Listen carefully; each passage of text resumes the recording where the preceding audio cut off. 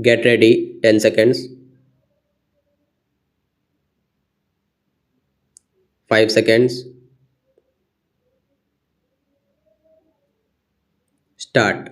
The budget presented by the Honorable Finance Minister no doubt has laudable objectives, but unfortunately, the laudable objectives enunciated in the budget speech are not reflected in the finance bill.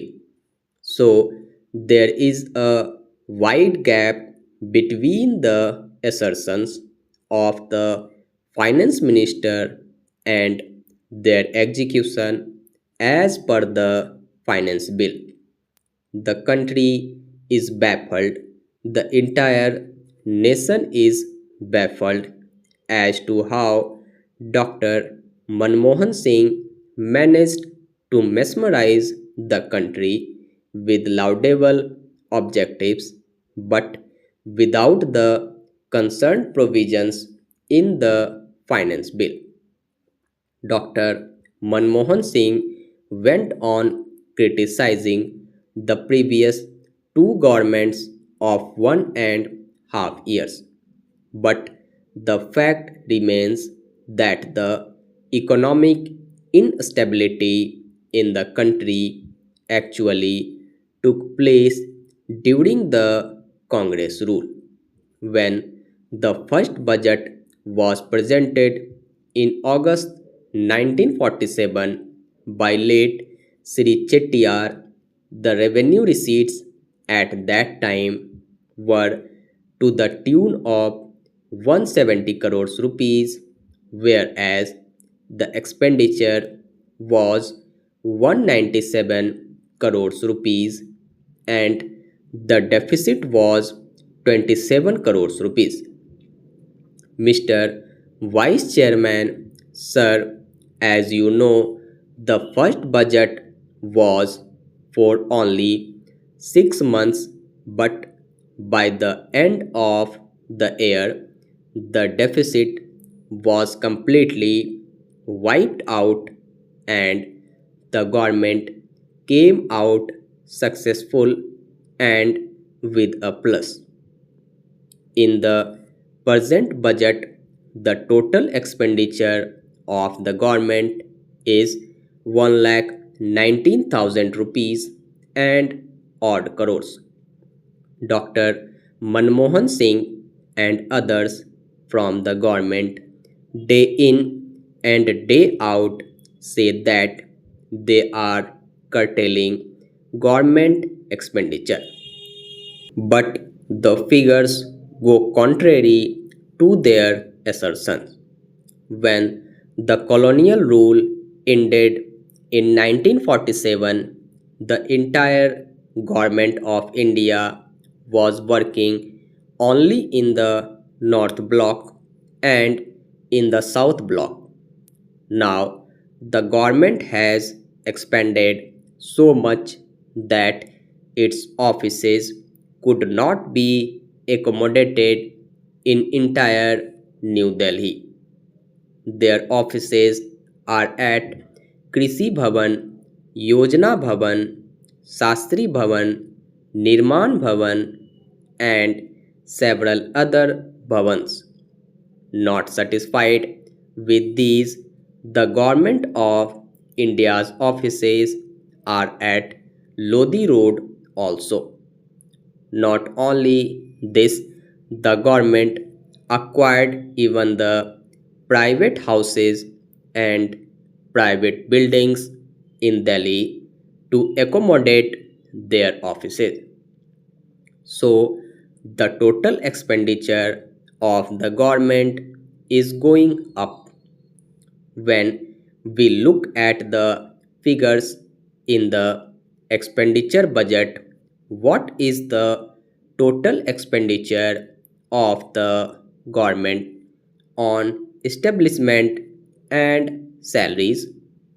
Sir, it is a fact that there are more than 43 lakhs of people working in the government of India alone.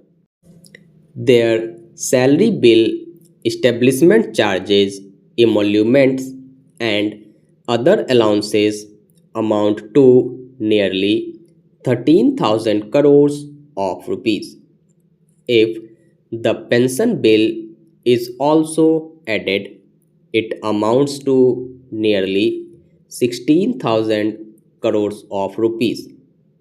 It is the government of India's alone, and when we take the state governments, establishments, local bodies, aided institutions, and the public sector undertakings, there are more than 2 crores on their payrolls, and the total expenditure involved in it is something around 45,000 crores of rupees.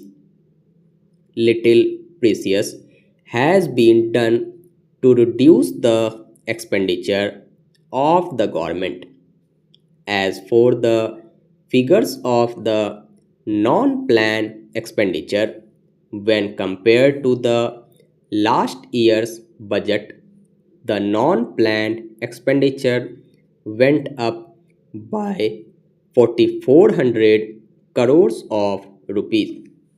If we calculate, the government of India spends something about 165 crores rupees per day and 1600 5,000 per second to run the show. This is on the expenditure side alone. And to meet this expenditure, the government resorted to higher taxation, and thereby the taxation has gone up, and subsequently the revenue receipts went up. The revenue receipts amount for 76,000 crores of rupees roughly. Not satisfied with this, the government goes in for borrowing money both internally and externally. The total debt burden of the government of India is roughly about 4 lakhs crores of rupees. The debt servicing, that is the interest payment alone, amounts to 32,000 crores of rupees per annum. So, the per capita debt in India is 4,200 rupees.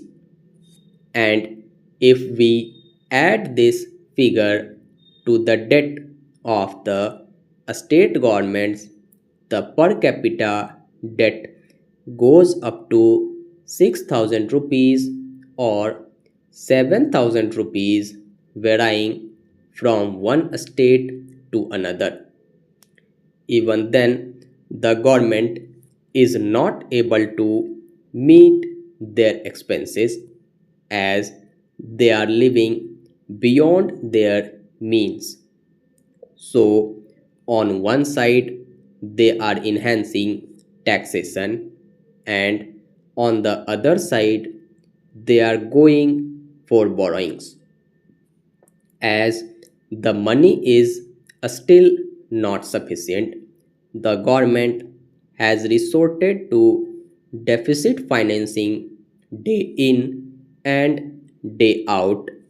Dr. Manmohan Singh says that they are curtailing deficit financing, but the figures supplied by the finance minister show that the deficit financing is to the tune of 5,000 crores of rupees. But the fiscal deficit is more than 34,000 crores rupees. So, deficit financing means printing additional notes from the Nasik press. Whenever any individual issues a check without having the requisite balance in his account, the check is dishonored. But the government goes on printing notes without any legal sanction.